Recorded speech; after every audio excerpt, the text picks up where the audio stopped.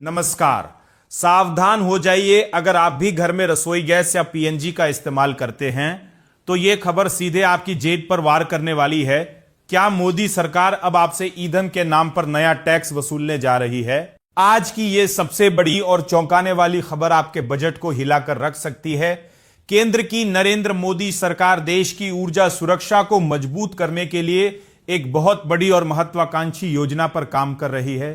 जानकारी के मुताबिक सरकार करीब 42 अरब डॉलर यानी लगभग 3,60,000 करोड़ रुपए का एक विशाल रणनीतिक ईंधन भंडार बनाने की तैयारी में है।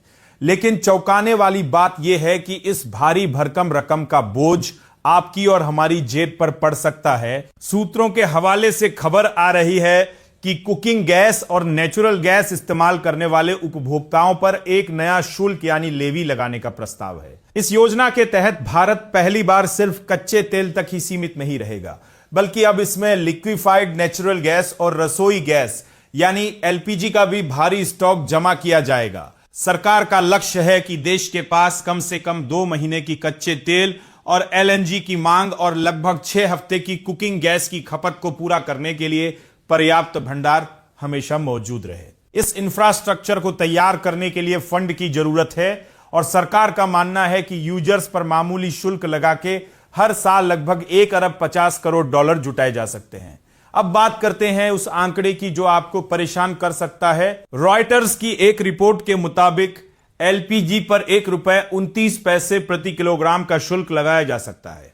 अगर हम घरेलू गैस सिलेंडर की बात करें तो 14.2 किलोग्राम के एक सिलेंडर की कीमत में लगभग 18 रुपए तक की बढ़ोतरी हो सकती है। इतना ही नहीं, जो लोग पाइप वाली नेचुरल गैस यानी पीएनजी का इस्तेमाल करते हैं उन्हें भी प्रति स्टैंडर्ड क्यूबिक मीटर ₹1.43 का अतिरिक्त शुल्क देना पड़ सकता है। सरकार को उम्मीद है कि सिर्फ पीएनजी से ही वह सालाना 1 अरब डॉलर की अतिरिक्त आय कर लेगी।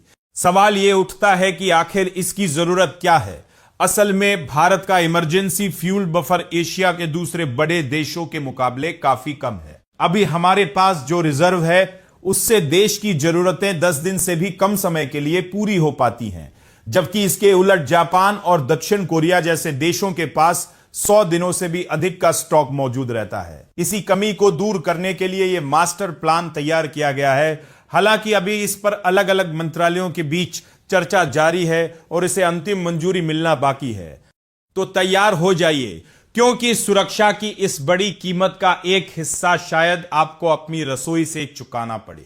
महंगाई के इस दौर में 18 रुपए की यह बढ़ोतरी आम आदमी के लिए एक बड़ा झटका साबित हो सकती है। इस पूरी खबर पर आपकी क्या राय है? क्या देश की ऊर्जा सुरक्षा के लिए आम जनता पर यह बोझ डालना सही है? हमें कमेंट सेक्शन में अपनी राय जरूर दें।